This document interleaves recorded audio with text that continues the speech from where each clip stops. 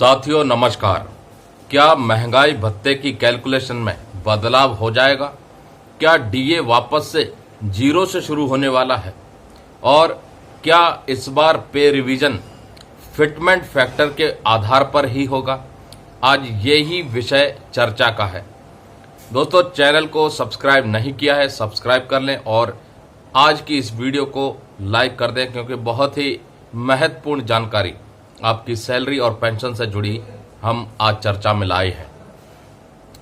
दोस्तों, जैसा कि आप सबको पता है, 7th पे कमीशन की सिफारिशों को जब लागू किया गया था और नई बेसिक पे फिक्स की गई थी, नई बेसिक पेंशन फिक्स की गई थी केंद्रीय कर्मचारियों की और पेंशन भोगियों की, उस वक्त फिटमेंट फैक्टर के आधार पर सैलरी और पेंशन को रिवाइज किया गया था।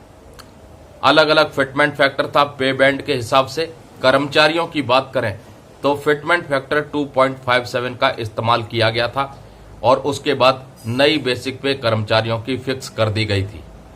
उसी तरह से पेंशनर्स की भी बेसिक पेंशन को रिवाइज किया गया था और डीए की कैलकुलेशन फिर से 0 से स्टार्ट कर दी गई थी।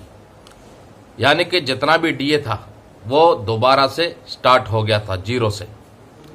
अब अगला जो पे कमीशन या अगला जो पे रिवीजन वो होगा, क्या उसमें फिर से डीए की कैलकुलेशन 0 से होगी?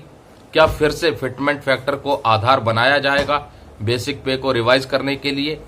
तो दोस्तों, मीडिया रिपोर्ट्स की अगर माने तो जो 7th पे कमीशन में फिटमेंट फैक्टर 2.57 इस्तेमाल किया गया था, उसी को रिवाइज करके फिटमेंट फैक्टर 3.68 तक किया जा सकता है, जिसके बाद जो न्यूनतम सैलरी 18,000 रुपये तय कर दी गई थी 7th पे कमीशन में, वो बढ़ा करके 26,000 रुपये कर दी जाएगी।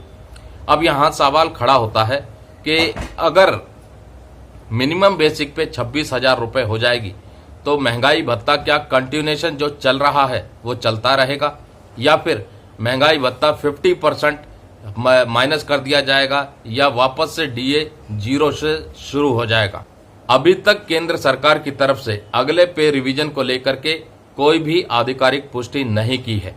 अब डीए 0 से शुरू होगा या बेसिक पे में मर्ज होगा या फिर फिटमेंट फैक्टर को बढ़ा दिया जाएगा, इस खबर की पुष्टि सरकार की तरफ से आधिकारिक रूप में नहीं की गई है। लेकिन कयास लगाए जा रहे हैं कि इस बार जो मिनिमम सैलरी है 18,000 रुपये, उसे बढ़ा करके 26,000 रुपये तक किया जा सकता है। और रही बात महंगाई भत्ते और महंगाई राहत की, तो जब भी बेसिक पे रिवाइज होती है डीए की कैलकुलेशन 0 कर दी जाती है और इस बार भी ऐसा ही कुछ देखने को मिल सकता है। लेकिन आधिकारिक पुष्टि होने के बाद ही तस्वीर साफ होगी। महंगाई भत्ते और महंगाई राहत के मोर्चे पर केंद्रीय कर्मचारियों को अभी हाल ही में केंद्र सरकार ने 3% की बढ़ोतरी कर दी, जिसके बाद जो 50% डीए और डीआर की दरों से उनको सैलरी और पेंशन क्रेडिट हो रही थी, वो अब 53% की दरों से कंटिन्यू चलती रहेगी। तो इसका मतलब अभी फिलहाल ना तो डीए बेसिक पे में मर्ज हो रहा और ना ही डीए जो है 0 से शुरू हो रहा है, डीए की कैलकुलेशन में बदलाव हो रहा है। अगर कुछ बदलाव होगा महंगाई भत्ते और महंगाई राहत में, तो वो जनवरी 2026 से होने की संभावनाएं हैं, क्योंकि जनवरी 2026 से ही अगला पे रिवीजन जो है लागू होना है, जिसकी मांग भी की जा रही है कि केंद्र सरकार जल्द से जल्द 8वें वेतन आयोग का गठन करे। अब देखना यह है कि सरकार क्या फैसला लेती है, कौन सा वो फॉर्मूला फाइनलाइज करती है जिसके जरिए केंद्रीय कर्मचारियों की बेसिक सैलरी को रिवाइज किया जाए और पेंशनरों की बेसिक पेंशन को।